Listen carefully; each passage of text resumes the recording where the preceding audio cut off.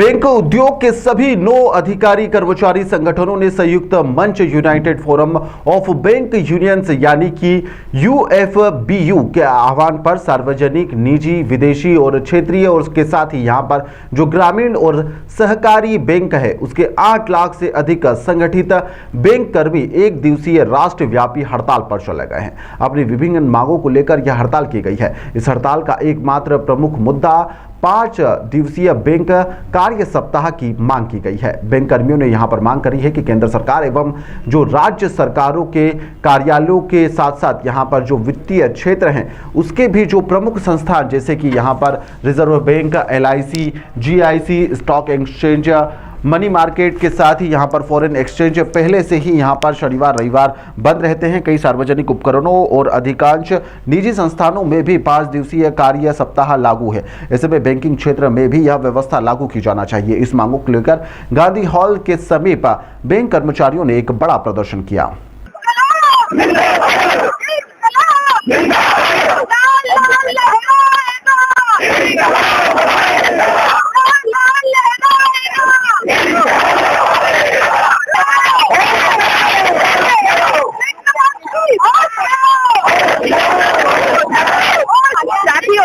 आज हम यहाँ एकत्रित हुए हैं क्योंकि हमारी 1 दशक से जो डिमांड रखी गई है 2015 में जब हमें 2 सैटरडेज दिए गए, उसके बाद में हमने बाकी 2 सैटरडेज की डिमांड भी करी थी, उसको पूरा नहीं करा गया। 2022 से 2024, 25, 26 3 साल से हमको लटकाया जा रहा है और हमको एक झुंझुने की तरह दिखाया जा रहा है और झुंझुना हमारे हाथ में दिया नहीं जा रहा है। इसको विद्रोह करने के लिए हम लोग उतना ही जितना पब्लिक सेक्टर में कस्टमर सर्विस का इंपॉर्टेंस रखते हैं, पर हमारे कस्टमर भी आज हमारे साथ है और आज हम लोग बैंकों में देख रहे हैं कि हम लोग इतने प्रेशर के साथ सारे लोग कार्य कर रहे हैं। इसीलिए हम लोगों को फ्राइडे बैंकिंग जरूरी है और सारे सैटरडेज का ऑफ हमें इनको देना पड़ेगा, सरकार को देना पड़ेगा। जिस द्विपक्षीय वार्ता का अगर कुछ सम्मान नहीं किया जाता है तो हम उसके लिए आवाज उठाएंगे और सारा देश आज पूरी आवाज अपनी उठा रहा है।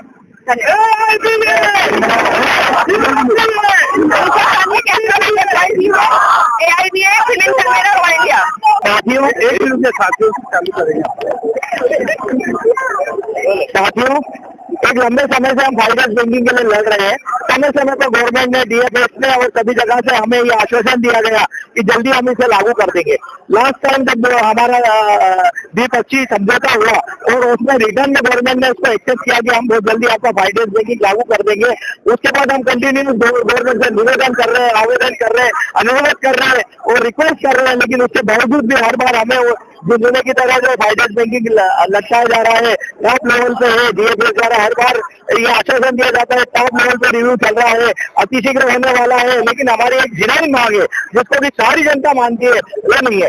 ये फाइनेंस बैंकिंग सब जगह सब सेक्टर में लागू है, LIC में लागू है, गवर्नमेंट के सारे सेक्टर में लागू है, स्टेट गवर्नमेंट में लागू है, सेंट्रल गवर्नमेंट में लागू है, हर जगह फाइनेंस बैंकिंग।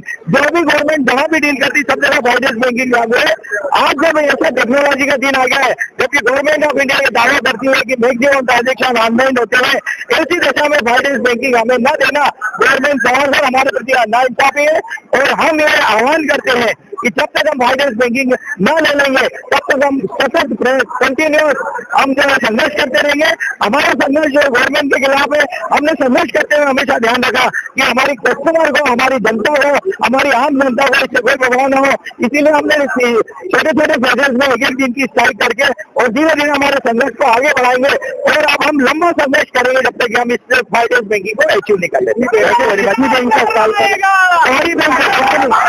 जितनी नेशनलाइज बैंक है, सारी की सारी नेशनलाइज बैंक हड़ताल पर है और आज सारे ऑल ओवर इंडिया में सारी नेशनलाइज बैंकों का और साथ ही कुछ कोऑपरेटिव और प्राइवेट बैंकों का हड़ताल पे है। सारे कर्मचारी है। लगभग 7,000 कर्मचारी जो है इंदौर में 7,000 के आसपास, लगभग के आसपास, एक जगह आंकड़ा तो नहीं है, लेकिन ये एक दिन की हमारी हड़ताल है, उसमें 7,000 के आसपास कर्मचारी नहीं मानी जाती, आगे मांगे नहीं मानी जाती है। तो हमारे यूनाइटेड फोरम के जो टॉप लीडर डिसाइड करेंगे उसके बेस पे हम आगे कंटिन्यू संघर्ष करेंगे और अब जो हो सकती है आगे की और जो हमारी रूपरेखा तय होगी उस रूपरेखा के हिसाब से हम बिल्कुल संघर्ष करेंगे। मेरा नाम Sanjay Goyal, CBO senior vice chairman.